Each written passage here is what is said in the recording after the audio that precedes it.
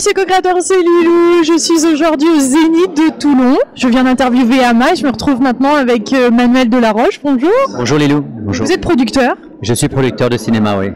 Et vous avez réalisé pas mal de films, dont un film sur Ama. Oui, j'ai produit un premier film. En fin de compte, mon premier film en tant que producteur a été produit sur Ama. Le titre s'appelle Darshan. Et on a eu la chance que ce film soit en sélection officielle à Cannes.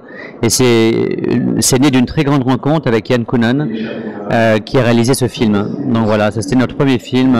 Pourquoi un film sur Ama? C'est toute une synchronicité, c'est toute une... comment vous dire, il s'est passé plein de... C'était pas prévu. Comment vous dire, moi j'étais moine tibétain avant quelques années. J'ai rencontré Yann Kounen qui m'a conseillé de faire des films. J'en ai parlé à mon maître spirituel qui m'a dit que j'avais une mission, que je devais faire des films. Donc du coup, on cherchait un sujet et je me suis retrouvé à Paris dans le programme d'Ama et j'étais inspiré. Enfin, je sais pas, une intuition me disait, il va demander de faire un film sur Ama. Alors j'ai suivi vraiment mon intuition et Ama, au bout de 20 minutes, a accepté qu'on fasse un film. Et la synchronicité de tout ça, c'est que Yann Kounen ce soir-là était dans la salle, je ne le savais pas, et qu'on l'a appelé à la dernière minute, il était avec Juliette Binoche justement, et il a, pour tout ce qu'il a vécu, tout ce qu'il a ressenti, et la synchronicité des choses, et le fait que Ama ait accepté, le lendemain je lui ai proposé, et c'est comme ça qu'on a décidé de faire ce film. Tout s'est fait un peu, c'était pas du tout prévu. C'est fou, hein, quand la vie vraiment veut qu'on fasse quelque chose, comme ça tout se met en place. Oui, c'est vrai, vous avez raison, hein, c'est vrai. Rapidement. Rapidement, oui.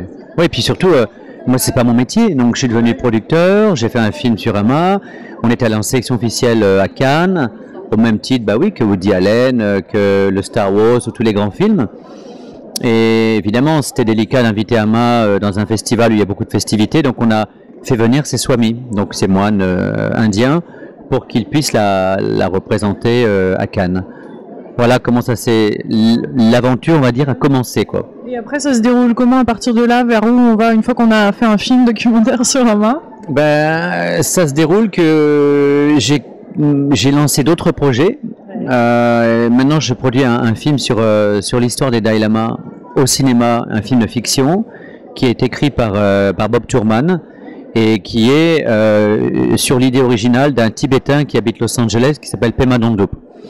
Du coup, on est en pleine écriture, on est en plein montage, on va dire, et je vais le produire avec ma boîte américaine qui est Lotus Entertainment à New York. Et puis d'autres projets qu'on est en train de développer. Donc c'est beaucoup de travail, vous le savez. Hein, et au-delà des projets, en fait, comment votre propre chemin spirituel est intéressant, parce que pour décider de faire des films comme ça sur la spiritualité et décider de le montrer en grand pour le monde entier, comment vous en êtes venu à ça? Pour moi, enfin pour ma part, je suis spirituel depuis tout petit. Je suis allé au petit séminaire, ma grand-mère était très pieuse, très religieuse, et j'ai toujours été baigné dans les prières et dans la méditation. Donc, et j'ai beaucoup voyagé tout de suite. Alors c'est vrai que j'ai une carrière qui est un peu atypique, puisque j'étais mannequin pendant une quinzaine d'années chez Elite dans toute l'Asie, et j'ai continué à prier et je suis devenu moine après. Donc et après je suis devenu producteur. Donc pourquoi tout ça? Parce que voilà, je suis dans un profond chemin spirituel depuis toujours. Vous savez mieux que moi, ou au moins aussi bien que moi, Lilou, que l'image est très importante, que l'image est un moyen de communiquer incroyable, surtout de nos jours. On lit de moins en moins, mais on va beaucoup plus voir des images, et on va de plus en plus voir une télévision ou au cinéma. Et je trouvais que c'était important d'essayer, en tout cas, parce que c'est très prétentieux de dire je vais faire ci, je vais faire ça, mais de faire des films qui portent un message, qui amènent un message au monde, j'ai envie de dire de paix, d'encouragement, de soutien, et qui amènent de l'oxygène dans l'époque, vous savez comme moi, dans laquelle nous sommes. Ces films-là, pour ma part, je pense, sont de plus en plus importants. Il y a une vraie demande, vous le savez aussi bien que moi, ça aussi, c'est pas à vous que je vais l'apprendre, hein, mais il y a une vraie demande de la part du public. Il y a beaucoup de films violents, c'est aussi le reflet, vous le savez, de la société, c'est ça, hein. la société est dans une violence, dans un conflit, dans une vraie, j'ai pas envie de dire une vraie, mais une agressivité permanente, en plus de tout ce qui se passe, vous le savez, au niveau de l'écologie et du global warming. Et il était important de faire des films comme ça. Il y a beaucoup de personnes qui veulent faire des films comme ça, et pas tous les films réussissent, bien sûr. Il y a quand même quelques ingrédients maintenant que vous conseillerez. C'est vrai qu'il y a des ingrédients. Je détiens pas les clés, mais c'est vrai que les ingrédients pour faire un film comme... Même un budget aussi. Il y a le budget, mais il faut pas le faire pour la cible. Par exemple, le film qu'on va faire sur les Dalai Lama, il sera tout public. Le film qu'on va faire sur Amma, il sera tout public. Pour qu'il soit accessible. Parce que vous savez, si on fait un film que pour les bouddhistes, il n'ira pas au large, il sera pas diffusé sur le monde. Il aura une limite au niveau de la sortie. Donc il faut faire des films tout public. Il faut avoir les ingrédients, d'avoir des acteurs évidemment connus, qui sont appréciés par le grand public, qui donnent une certaine crédibilité au film, une beauté d'image aussi assez incroyable, avec un grand chef opérateur, un steadicam. Voilà, il faut tous ces ingrédients, la musique, et aussi le marketing. C'est tout un... Je ne détiens aucune... Vous avez découvert ça rapidement. Comment? Vous avez découvert ça rapidement dans j'ai fait un training... Intensif. Ah ouais, ça c'est clair. J'ai fait un training... je me suis retrouvé à Cannes avec un film, bam, et voilà. Combien de temps? En 3 ans, et c'était très, très intense. Hein, donc maintenant, je suis rodé dans ce métier, mais c'est vrai que là on est chez Amma, bon, je suis en charge des relations presse et public, enfin, c'est mon travail pour elle, avec toute l'équipe qu'on a avec qui on travaille chaque année. Et c'est vrai que pour ma part, faire des films c'est formidable, mais servir un maître comme Amma qui est là, c'est une très grande grâce, puisque je fais pas de prosélytisme, Lilou, bien sûr, mais un maître comme Amma qui donne ce darshan, qui transmet cet amour inconditionnel, et qui en même temps est à la tête d'une des plus grosses ONG indiennes, et qui soulage tous ces êtres humains, toutes ces personnes par l'étreinte, mais aussi par ses actions humanitaires, par la création d'hôpitaux, d'universités, de programmes, et j'en passe, vous savez tout ce qu'elle fait. C'est pour moi, ça prend 40% peut-être de mon temps, mais c'est une grande grâce de travailler pour elle, parce qu'on s'occupait aussi de travailler pour l'image d'une personne comme elle. C'est une très grande responsabilité, c'est une grande grâce. Donc quand je vous en parle de ça aussi, parce que on parle de mes films, mais pour moi le travail pour Amma est aussi important que les films. Si ce n'est plus important presque, parce que... C'est un peu quand on est dans un voyage spirituel, en fait, tout est connecté, tout et il n'y a plus de travail ou plaisir, tout devient la vie. C'est tout à fait ça. Je trouve que vous l'avez parfaitement résumé, c'est un tout, et on est baigné dans cette énergie d'amour et de paix, et tout ce qu'on fait est fluide et se fait, que ce soit un film, un événement, une conférence de presse, un voyage avec elle, tout est dans le même chemin. Donc du coup, tout est incroyable, quoi. Tout est lié, tout est très très fort, quoi. Alors, je ne sais pas si je vous l'ai dit, mais je fais aussi un prochain film sur Amma pour le cinéma, mais cette fois-ci une fiction avec donc des acteurs qui vont jouer Amma sur sa vie, avec le réalisateur israélien Guy Nativ, qui a déjà eu des prix à Sundance, qui a eu des prix aussi à Berlin, au Festival de Berlin. Donc du coup, on a aussi ce grand projet de faire ce film pour elle.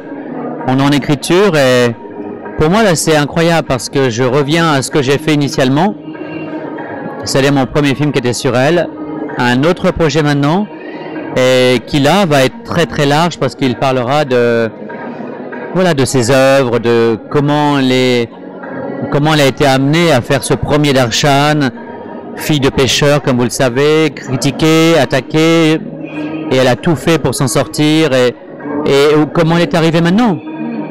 C'est une expérience et un parcours extraordinaire, quoi. Donc c'est le prochain film que je vais produire, oui, sur sa vie et en fiction, quoi. Ouais. Et il faut trouver l'actrice qui joue Amma. Alors ça va être un grand moment. Cette personne va se présenter, hein, parce que là... Ouais, je n'ai pas d'idée pour l'instant. Oui. C'est Ama qui nous dira peut-être, Oui. qui nous guidera sûrement et qui nous dira quelle personne. Les synchronicités de la vie vont faire que... Ça continuera, oui. Ouais. Comme je vous dis tout à l'heure, quoi, ça va. Dès qu'il y a une dimension qui est grande, qui est humaine, qui est au service d'eux, je trouve qu'on reçoit tellement de cadeaux près de l'univers et on est guidé, il y a des synchronicités que ça vient à nous. Oui, c'est vrai. Elle expliquait très bien d'ailleurs dans l'interview.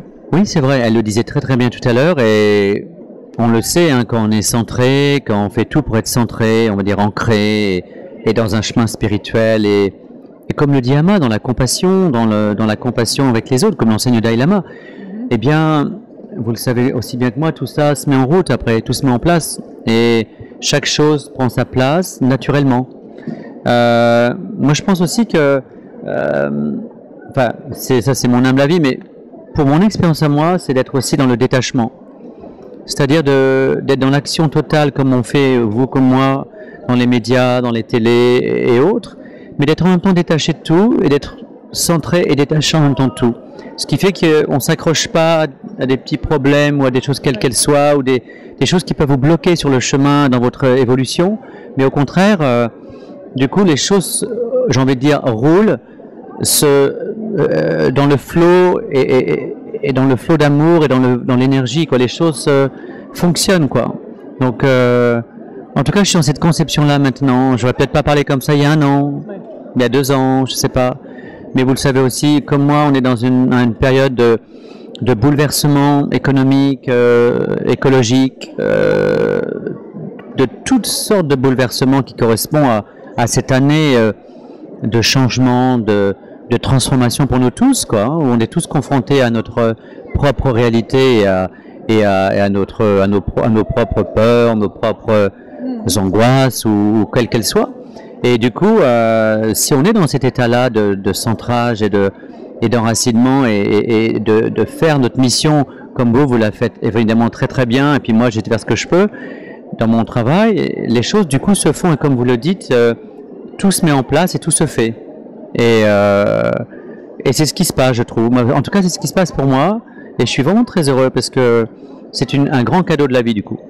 Puisque vous comme moi, on sert les maîtres, on transmet au travers de l'image. C'est très important au travers du média, des messages de maîtres, de personnalités. Moi, surtout, mon intention avec toutes ces vidéos, c'est aussi que les personnes réveillent leur maître en eux, en fait. Oui, ben ça c'est formidable. Ouais. C'est formidable. Chacun de nous voit qu'il y a un maître à l'intérieur. Comme dit Ama, Dieu est en nous, le Dalai Lama le dit, on le dit tous et on est tous Dieu. Et Dieu est en nous. Après, il faut le développer soi-même. Et c'est vrai que, voilà, ce que vous faites, c'est formidable. Moi, je trouve ça incroyable parce que on fait des choses un peu similaires avec des moyens différents. Moi, je produis, vous avez une télé, vous interviewez, mais ça se rejoint. Et c'est très important. Ouais. Je vais vous libérer pour que vous puissiez être de nouveau près de Ama et continuer. En tout cas, merci pour d'être venu à Toulon. Merci d'avoir passé un moment avec Ama et d'avoir permis aussi à Ama d'être diffusé avec votre chaîne à des millions de personnes et que plus de gens puissent recevoir son message et justement, comme vous le dites, voilà, trouver Dieu en eux, quoi. Voilà. Merci. Avec plaisir. Gros bisous mes délicieux co-créateurs de Zénith de Toulon avec Ama, Emmanuel Delaroche. Merci. Au revoir.